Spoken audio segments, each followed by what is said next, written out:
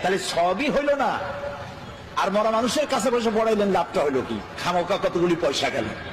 ছোটবেলায় শুনছিলাম একজন মৌলভী সাহেবের দাওয়াত দিছে, তার বাপ মারা গেছে, মিলাদ শরীফ পড়াবার জন্য। মিলাদ শরীফ পড়িয়া আমার বাপের নামে একটু সবরেসানি করে দেন। তুমি মিলাদ শরীফ পড়ে তারপরে মোনাজাত করছে, আল্লাহ তাআলা যা পড়লাম, আদম আলাইহিস সালাম, নূহ আলাইহিস সালাম, ইব্রাহিম আলাইহিস সালাম, মুসা আলাইহিস সালাম করতে করতে নবী করিম সাল্লাল্লাহু আলাইহি ওয়াসাল্লাম, তারপর সাহাবী, তারপর তাবিঈন, তারপর উলামা মুতাকাদ্দিমিন মুতাআখিরিন, এরপর মুমিন মুমিনাত সব দিয়া এরপর আল্লাহ এই কোরআন শরীফ যে পড়াইলো তার বাপের আমলনামায় দিয়ে দিও। এখন সব টপ দিয়া তারপর বসে কয়, ভাই খাবার কই? খাবার টাবার দেবেন না? কয় মোটেও দেবো না। কেন? কয় যে কি খাবার দেবো?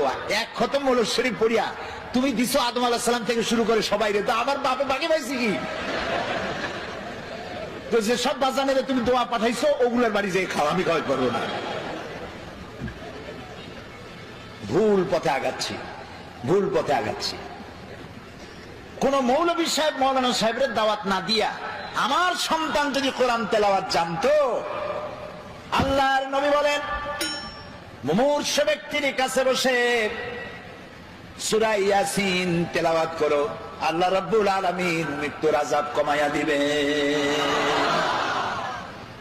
মরতে বসছে তখন ছেলেবেলেরা হা হুতাশ করতে চিল্লাইতেছে, কোরআন শরীফ পড়তে জানে না, হায়রে কপাল। জানাজা পড়তে গেছে, জানাজায় নিয়ে গেছে বাপের লাশ, সাতক্ষীরায় বাড়ি বানাইছে, ঘর আছে, দোকান আছে, পাট আছে, জমিন আছে, গাড়ি আছে, সব আছে, সন্তানরা আলেম বানায় নাই। জানাজা পড়তে একজন মৌলানা সাহেবের আনা লাগছে। একজন মৌলানা সাহেব, ইমাম সাহেব জানাজা পড়তে আসলেন, আর আপনার ছেলে প্যান্ট পরা শার্ট পরা, পেশাব করছে কয়বার, পানি নেওয়া নেই একবার, প্যান্ট সর্বনাশ করা। ওই অবস্থায় দাঁড়ায় গেছে ইমামের পেছনে, আল্লাহু আকবার, বাপের কপালে যা আছে হোক। কথা কি আমি খারাপ বললাম না ঠিক বলছি? এখন যদি আপনার ছেলেটা আলেম হইতো, ওই ছেলেটা যদি বাপের লাশ সামনে নিয়ে জানাজা পড়াইতো, তাহলে তার চোখ দিয়ে পানি বেরিয়ে যাইত। আপনি যদি আমারে বলেন, হুজুর আমার মা মারা গেছে, আপনি একটু আমার মায়ের জন্য কাঁদে কাঁদে দোয়া করেন, আমি দোয়া করতে পারবো, কিন্তু আমি কি কাঁদতে পারবো? বলেন কাঁদতে পারবো? আরে মা মরছে আপনার, আমি কাঁদবো কোন দুঃখে? এটা তো স্বাভাবিক কথা। সেই জন্য কোরআন ছেলেকে শিখান, সন্তানকে শিখান, মেয়েকে শিখান, নিজে শেখেন, বউরে শিখান, জীবন বাকি জীবনটা কোরআনের খেদমতে লাগায় দেন। বলেন আমিন। আল্লাহ যেন কবুল করেন, বলেন আমিন। এই কোরআন নাজিল হলো, রাসূলুল্লাহ মুখস্থ করতেছেন, এখন মুখস্থ করতে গিয়ে তাড়াহুড়ো করতেছেন যাতে একটা জের জবরও ভুল না হয়।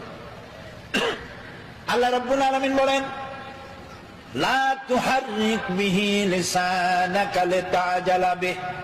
ও নবী, কোরআনকে মুখস্থ করার জন্য আপনার জিহ্বা এত নাড়াচাড়া করার প্রয়োজন নাই। আমার জিবরাইল যখন কোরআন শরীফ তেলাওয়াত করবে আপনার সামনে, জিবরাইলের সাথে মাত্র একবার উচ্চারণ করবেন আপনি, আপনার সিনার ভিতরে গোটা কোরআন শরীফ মুখস্থ করায় দেওয়ার মালিক আমি আল্লাহ। আপনার মুখস্থ করাবো, আপনাকে তেলাওয়াত করাবো, সুবহানাল্লাহ। আপনারা তেলাওয়াত করবো, আপনি তেলাওয়াত করতে পারবেন, আপনি মানুষকে বুঝাইতে পারবেন। সুবহানাল্লাহি ওয়া বিহামদিহি। কোরআন নাজিল হলো, কোরআন দিয়ে নবী করিম সাল্লাল্লাহু আলাইহি ওয়াসাল্লাম একটা বিরাট বিশাল